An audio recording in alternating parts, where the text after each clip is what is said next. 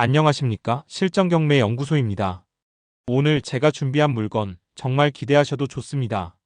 평소에 나도 저런 스타벅스 하나 가졌으면 좋겠다는 생각들 많이 해보셨죠?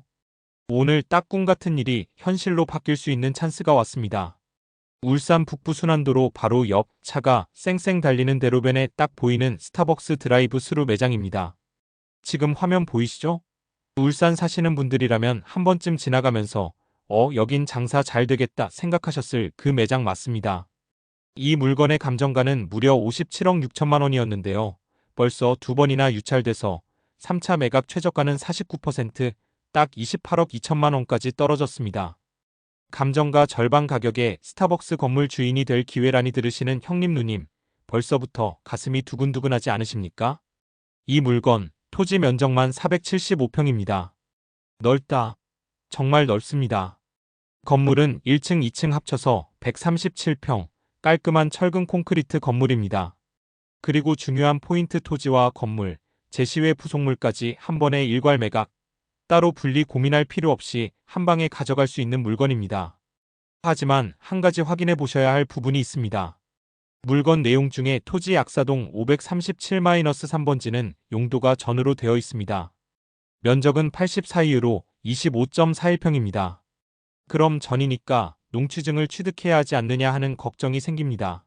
하지만 이 물건은 현황상 도로로 사용하고 있으므로 농취증 없어도 경매에 참여하실 수 있고 낙찰 이후에도 아무런 지장 없이 취득이 가능합니다. 잠시 여기서 말씀드릴 게 있습니다.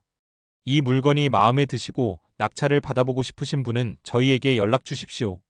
설명란과 고정 댓글에 문의처가 있으니 참고해 주시고 함께 입찰 전략을 세우고 낙찰 후 명도까지 책임지고 진행해 드리겠습니다. 또한 멤버십 가입을 해주시면 궁금한 점이 있을 때 언제든 전화로 직접 상담해 드립니다. 이런 알짜 정보 혼자 듣고 끝내기 아쉽지 않으세요? 지금 영상 보시는 분들 구독 버튼, 좋아요, 알림 설정 꼭 눌러주십시오. 형님 누님들의 관심과 응원이 제가 계속 이런 매물 발굴에 오는 힘입니다. 그리고 더 깊이 배우고 싶으신 분 멤버십 가입하시면 제가 직접 전화로 상담도 해드립니다. 궁금하신 점 있으시면 바로 물어보실 수 있습니다. 자, 다시 사건으로 돌아가겠습니다. 사건 번호 2024 타경 5167 울산지방법원에서 진행되는 사건입니다. 3차 매각 날짜는 2025년 10월 23일 목요일 오전 10시. 입찰 보증금은 최저가의 10%, 즉 2억 8,250만 원 준비하시면 됩니다. 혹시 이 영상을 보시다가 이거 내가 꼭 먹어야겠다 생각이 드신다면 저한테 바로 연락 주십시오. 세밀한 권리 분석, 입찰 전략, 명도, 임대차 관리까지 끝까지 책임지고 함께 하겠습니다. 이제부터는 입지를 더 깊이 파헤쳐 보겠습니다. 북부순환도로 전면이라는 게 얼마나 좋은 건지 차량 유동량, 주변 상권, 학군, 그리고 인근 개발 호재까지 왜 이 물건이 투자 가치가 있는지 하나씩 보여드리겠습니다. 여러분, 이제 본격적으로 현장 입지를 살펴보겠습니다. 화면을 보시면 이 건물은 울산 북부순환도로와 바로 맞닿아 있습니다. 도로 전면이 무려 35m 이상 시원하게 트여 있어서 멀리서도 스타벅스 간판이 한눈에 들어옵니다. 차를 타고 지나가다가도 여기 들러야겠다 하는 생각이 절로 드는 입지입니다. 그리고 중요한 점, 이곳은 드라이브 스루 매장입니다. 출근길 퇴근길, 비 오는 날 바쁜 직장인들이 차 안에서 주문하고 바로 커피 받아가는 구조죠. 이런 매장은 일반 매장보다 회전율이 훨씬 높습니다. 즉 매출이 안정적으로 나온다는 뜻입니다. 투자자 입장에서 가장 좋은 임차인은 바로 매출 잘 나오는 세입자 아닙니까? 건물 구조도 한번 살펴보겠습니다. 이 물건 단순히 1층짜리 카페가 아닙니다. 1층은 드라이브 스루 라인과 매장, 주차장으로 깔끔하게 구성돼 있고 2층은 카페홀 사무공간이 있어 좌석수를 훨씬 많이 확보할 수 있습니다. 주차장은 진입회차 동선이 깔끔하게 분리돼 있어서 차량이 밀려도 도로까지 줄이 길게 늘어서는 일이 거의 없습니다. 실제로 제가 현장에 갔을 때 점심시간에도 차들이 빠르게 빠져나가더군요. 주차장 또한 넉넉하고 손님들이 편안하게 즐기기에 딱 좋은 곳입니다. 입지도 아주 좋습니다. 바로 옆에는 약사 아이파크 아파트 단지가 있어서 배우 수요가 탄탄합니다. 주변에는 학교, 관공서, 상권이 고르게 분포되어 있고 북부순환도로를 타면 울산 전역에서 접근이 가능합니다. 즉, 이 매장은 단순 동네 카페가 아니라 광역 고객층을 끌어들이는 거점 매장입니다. 또 한 가지 짚어드릴 포인트가 있습니다. 이 토지는 새 필지 537, 537-3, 537-4로 구성되어 있습니다. 537-3 필지는 도로와 연결되는 좁은 진입로 성격인데 이것까지 함께 낙찰받으니 차량 진입권 걱정할 필요가 없습니다. 만약 이런 진입 필지가 빠져 있으면 낙찰받고도 난감한 상황이 생길 수 있는데 이번 거는 그런 리스크가 없습니다. 이쯤에서 다시 한번 말씀드립니다. 이런 알짜 매물 관심 있으시면 영상 하단 고정 댓글 보시고 연락 주십시오. 입찰 전략부터 명도, 임대차 계약 관리까지 제가 끝까지 함께 하겠습니다. 그리고 구독, 좋아요, 알림 설정 잊지 마시고 눌러주세요. 다음 단계에서 권리 분석 들어갑니다. 말소 기준 권리부터 임차 보증금 인수 여부까지 아주 디테일하게 풀어드릴 테니 잠깐도 놓치지 마십시오. 이 정도면 입지 현장 스펙 배우 수요 투자 포인트까지 다 담아서 시청자들이 여기 진짜 가보고 싶다는 생각이 들도록 만들었습니다. 자, 이제 이 물건의 권리관계를 하나씩 풀어보겠습니다. 이 부분은 지루해지기 쉽지만 한 줄만 잘못 보면 수억 원 날아갑니다. 그래서 오늘은 천천히 귀에 쏙쏙 들어오도록 설명드리겠습니다. 말소 기준 권리 확인. 등기부등본을 펼쳐보면 가장 먼저 눈에 들어오는 게 있습니다. 바로 새마을금고 근저당입니다. 토지에는 2021년 11월 16일 49억 9천만 원짜리 근저당, 건물에는 2022년 2월 9일 동일 금액 근저당, 후순위 권리와 소멸관계, 이후로 잡혀있는 권리를 보면 2022년 이후 추가 근저당, 농협, 기술보증기금 가압류, 세무서구청 압류, 그리고 이번 임의경매 개시 결정까지 모두 말소 기준 권리보다 후순위입니다. 따라서 낙찰받으면 깨끗하게 소멸됩니다. 여러분, 이게 경매의 묘미 아닙니까? 수십억짜리 근저당, 압류, 가압류가 한 방에 날아가는 순간 새 주인이 깨끗한 권리로 시작할 수 있게 되는 겁니다. 임차권 확인. 그리고 가장 민감한 부분, 임차인입니다. 매각물 건명세서를 보니 점유자는 쭉 SCK 컴퍼니 스타벅스로 되어 있고 보증금은 2억 원입니다. 하지만 중요한 건 확정일자가 없고 배당 요구도 하지 않았습니다. 아무리 임차권을 해놓았다고 하여도 소멸 기준일보다 먼저 임차권을 하였느냐, 뒤늦게 하였느냐를 따져봐야 합니다. 임차인 유줄 SCK 컴퍼니 스타벅스는 2022년 6월 8일 임차권을 설정하였습니다. 하지만 소멸 기준인 서울산 새마을금고에서 2022년 2월 9일 근저당권을 설정하였습니다. 4개월 늦은 임차권입니다. 즉 세입자인 유줄 SCK 컴퍼니 스타벅스는 대항력도 없고 배당도 못 받습니다. 법적으로는 낙찰자가 이 보증금을 인수하지 않아도 된다는 뜻입니다. 하지만 이걸 꼭 아셔야 합니다. 현재 법원 조사에서 월세가 얼마인지 조사가 누락되어 있습니다. 오직 보증금 2억 원만 조사가 되어 있습니다. 이 부분은 잠시 후 수익편에서 말씀드리겠습니다. 그리고 이후에 2023년 1월 30일 붙은 주 강원철강 가압류와 울산중앙신협의 가압류 기타 근저당 등은 모두 소멸되어 낙찰자에게 인수되지 않습니다. 하지만 여기서 끝나면 저희 채널이 아니죠. 현장 임장을 가서 꼭 확인해야 합니다. 실제로 점유자가 맞는지, 혹시 계약자와 점유자가 다르진 않은지, 배당 요구를 늦게 해서 문제가 생기진 않는지, 이런 부분까지 다 확인해야 낙찰받고 나서 보증금 내가 떠안아야 하네 하는 낭패를 막을 수 있습니다. 저는 이런 부분까지 하나하나 체크해서 투자자분들께 보고 드립니다. 결론. 이 사건 등기부상 낙찰자가 인수할 권리는 없다, 즉 권리관계는 깔끔하게 정리된 물건이라는 겁니다. 이제 권리의 가장 큰 산은 넘었습니다. 여기까지 이해되셨다면 이제 다음 단계에서 임차인 구조와 명도, 전략을 더 깊이 들어갑니다. 실제 현장에서 어떤 변수가 나올 수 있는지, 그리고 협상 비용은 얼마로 잡아야 하는지 하나씩 알려드리겠습니다. 여러분, 이제 오늘 물건의 진짜 투자금을 계산해 보겠습니다. 낙찰가가 28억 2천만 원이라고 가정하면 은행에서 낙찰가의 70%까지 대출이 가능합니다. 즉 19억 7천만 원은 은행 돈으로 조달할 수 있고 나머지 8억 5천만 원은 여러분의 현금 즉 자기 자본으로 준비해야 합니다. 그런데 여기서 끝이 아닙니다. 낙찰을 받고 나면 바로 취득세를 내야 합니다. 근린시설은 보통 4.6% 정도 세율이 적용되기 때문에 약 1억 3천만 원이 세금으로 빠져나갑니다. 여기에 법무사비, 등기 이전비, 인지세, 송달료 같은 자잘한 비용까지 합치면 약 500만 원 정도 더 들고 혹시 모를 명도 협상비까지 최소 3천만 원은 준비해야 안심할 수 있습니다. 결국 여러분이 이 물건을 낙찰받아 실제로 투자하려면 내 돈 최소 10억 1천만 원이 들어간다는 결론이 나옵니다. 즉 단순히 8억 5천만 원만 있으면 되는 게 아니라 세금과 비용까지 다 합쳐서 10억이 넘는 현금을 묶어야 한다는 겁니다. 그리고 여기서 중요한 것, 은행 대출 이자입니다. 19억 7천만 원을 빌리면 연 4% 금리로 계산했을 때 연 이자만 7,880만 원 한 달로 나누면 약 656만 원이 매달 빠져나갑니다.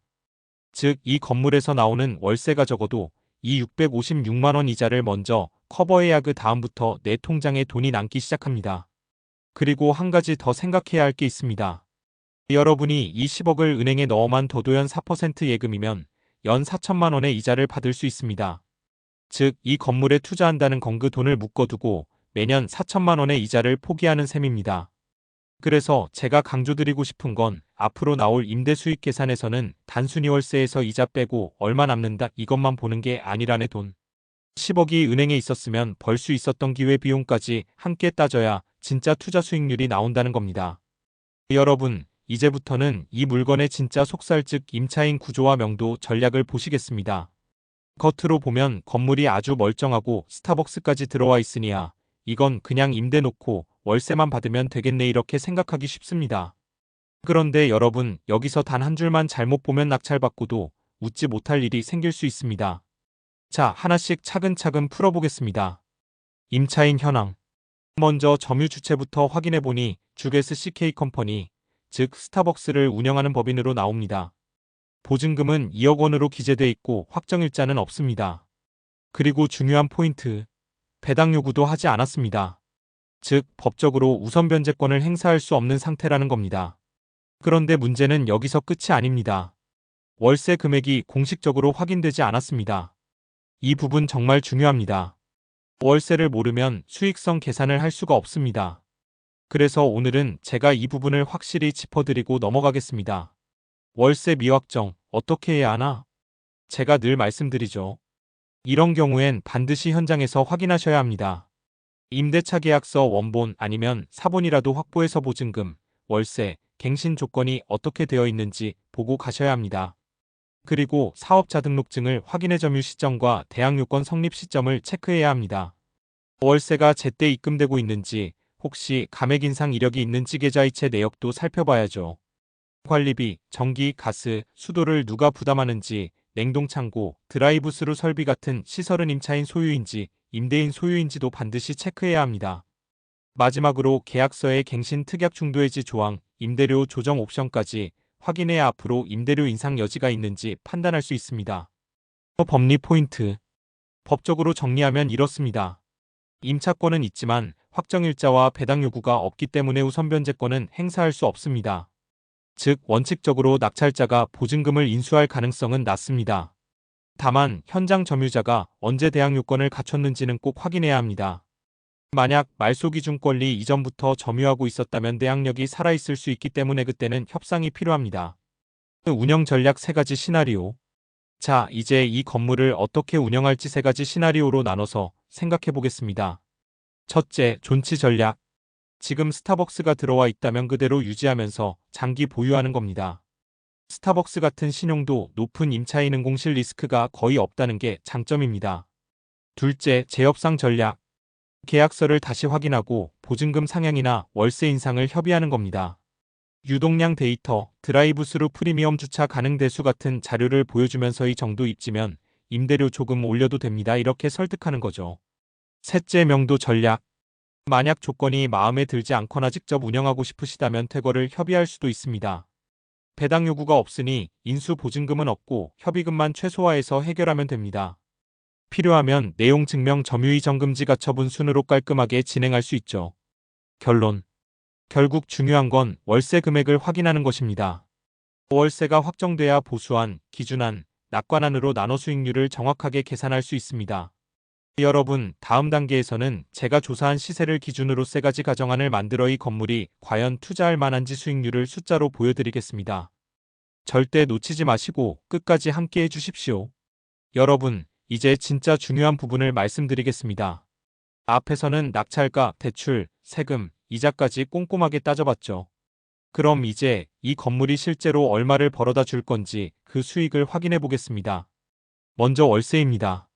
이 건물의 감정가가 42억이 넘는다는 거 기억하시죠? 감정가 대비 연 56%는 임대 수익이 나와야 정상입니다. 그럼 월세로 따지면 최소 1,700만 원 이상은 돼야 한다는 계산이 나옵니다. 그런데 이 건물은 입지가 대로변 코너에다가 스타벅스까지 들어와 있는 프리미엄 자산입니다. 그래서 저는 이 물건의 적정 월세를 2천만 원으로 잡고 시뮬레이션을 해보겠습니다. 이제 계산을 시작해보죠. 매달 월세가 2천만 원 들어옵니다. 여기서 은행 이자를 먼저 빼야겠죠. 원래 대출은 19억 7천만 원이었지만 임차인이 전세보증금 2억 원을 넣어주면서 대출을 갚고 나니 실제 남는 대출은 17억 7천만 원입니다. 연 4% 금리로 계산하면 매달 이자가 약 590만 원 정도 나옵니다. 그럼 2천만 원 월세에서 590만 원을 빼면 순수익이 얼마일까요? 무려 1,400만 원이 넘습니다. 매달 1,400만 원이 넘는 돈이 통장에 들어온다고 상상해보세요. 연간으로 따지면 약 1억 7천만 원 가까이 됩니다. 내가 투입한 자기 자본이 10억 남짓이니 수익률이 16%가 넘어갑니다. 은행에 넣어두면 고작 4%인데 이 건물은 그 4배를 벌어다 주는 겁니다. 여러분, 이 정도면 그냥 건물이 아니라 현금 공장이라고 불러도 될 정도입니다. 매달 월세만으로도 생활비, 대출 이자, 세금 다 감당하고 통장에 여윳돈이 쌓이는 구조죠. 결론적으로 이 건물은 월세를 2천만 원 선으로 맞출 수 있느냐가 성공 투자냐, 실패 투자냐를 가르는 결정적 포인트입니다. 이 조건만 충족된다면 보유만 해도 돈이 쏟아지고 추후 매각 차익까지 챙길 수 있는 말 그대로 대박 물건이 될 수 있습니다. 여러분, 이번에는 상상력을 조금 더 발휘해 보겠습니다. 만약 스타벅스가 나간다고 하면 그냥 보내고 내가 직접 카페를 열면 어떻게 될까? 한번 계산해 보겠습니다. 모든 것은 커피숍, 카페로 완전형으로 되어 있습니다. 그냥 간판만 바꾸면 바로 영업이 가능합니다. 그리고 약 3년 4년 동안 이미 스타벅스로 홍보되어 있는 장소입니다. 직영을 해도 아무런 문제가 없는 장소입니다. 여러분, 이제 마지막으로 매각을 했을 때를 계산해 보겠습니다. 좋아, 이 건물 낙찰받아서 잘 운영했다 치자. 그럼 몇 년 뒤 팔았을 때 내 손에 얼마가 남을까? 이걸 계산해 보겠습니다. 여러분, 마지막으로 정말 중요한 부분입니다. 같은 건물을 같은 가격에 팔아도 개인 명의와 법인 명의의 결과는 완전히 다릅니다. 개인 명의로 매각했을 때 먼저 개인으로 낙찰받아 3년 이상 보유했다고 가정해 보겠습니다. 감정가 수준인 42억 3천만 원에 팔면 총 차익은 약 14억 15억 원 남습니다. 여기서 장기 보유 특별공제 10%와 기본공제 250만 원 적용해도 과세 표준은 여전히 13억 원대. 양도소득세, 지방소득세 합치면 약 6억 5천만 원 정도가 세금으로 나갑니다. 결국 최종 순이익은 8억 원대 후반에서 9억 원 초반. 내 돈이 거의 2배가 되는 수준이죠. 법인 명의로 매각했을 때 이번엔 같은 조건으로 법인으로 매각한다고 가정해 보겠습니다. 법인은 장기 보유 공제가 없지만 단일세율 22%만 적용됩니다. 지방세까지 합쳐도 약 4억 7천만 원 수준입니다. 즉 개인보다 세금을 2억 가까이 덜 냅니다. 최종 순이익은 약 11억 원 이상으로 올라갑니다. 거기에 보유기간 동안 법인 비용 처리로 절세 효과까지 챙길 수 있죠. 여러분, 똑같은 건물을 똑같은 값에 팔아도 개인으로 하면 순수익 약 9억 원, 법인으로 하면 11억 원 이상. 결국 이 차이는 세금에서 나옵니다. 법인은 바로 팔아도 유리하고 개인은 2년 이상 보유해야 세금을 줄일 수 있습니다. 그래서 이 부분은 반드시 전문가와 상의의 서명의 선택부터 전략을 짜야 한다는 겁니다. 그냥 아무 생각 없이 개인 명의로 사면 수익 2억이 세금으로 날아가 버릴 수 있습니다. 여러분, 오늘 이 건물 분석 어떠셨나요? 처음에는 그냥 커피숍 하나 있는 건물 같아 보였죠? 하지만 하나씩 뜯어보니 낙찰가 절반 이하로 떨어진 지금이 바로 기회라는 사실 확실히 느끼셨을 겁니다. 오늘 영상에서 정리한 핵심 포인트 다시 말씀드립니다. 첫째, 낙찰가 28억 2천만 원 70% 대출 활용하면 자기 자본 10억 내외로 접근 가능합니다. 둘째, 월세 2천만 원 수준으로만 맞추면 매달 이자 내고도 1,400만 원이 넘는 순수익이 통장에 꽂힙니다. 셋째, 3년만 보유하고 감정가 수준에서 매각해도 법인 기준으로 15억 원 이상이 순수익으로 남습니다. 개인으로 하면 약 9억 원 수준인 이명의 선택이 얼마나 중요한지도 아셨죠? 결론은 간단합니다. 이 건물은 단순한 커피숍 건물이 아니라 현금 창출기 미래, 매각 차이까지 잡는 투트랙 자산이라는 겁니다. 여러분, 여기까지 보셨다면 아마 생각이 드실 겁니다. 나도 이런 물건 한번 해보고 싶은데. 그렇다면 지금 바로 아래 고정 댓글 확인해 보세요. 저희 실전경매 연구소가 여러분 상황에 맞는 자금 계획, 명예 전략, 낙찰과 설정까지 풀 패키지로 도와드립니다. 그리고 구독, 좋아요, 알림 설정 잊지 마시고 멤버십 가입하시면 궁금하신 점 있으시면 언제든지 부담 없이 문의하실 수 있습니다. 그리고 누구보다 먼저 받아보실 수 있습니다. 기회는 준비된 사람에게만 옵니다. 여러분이 망설이는 사이에 누군가는 이미 입찰을 쓰고 있을지도 모릅니다. 오늘이 그 기회가 될 수 있습니다. 지금 바로 연락 주시고 여러분만의 성공 낙찰 함께 만들어 가겠습니다.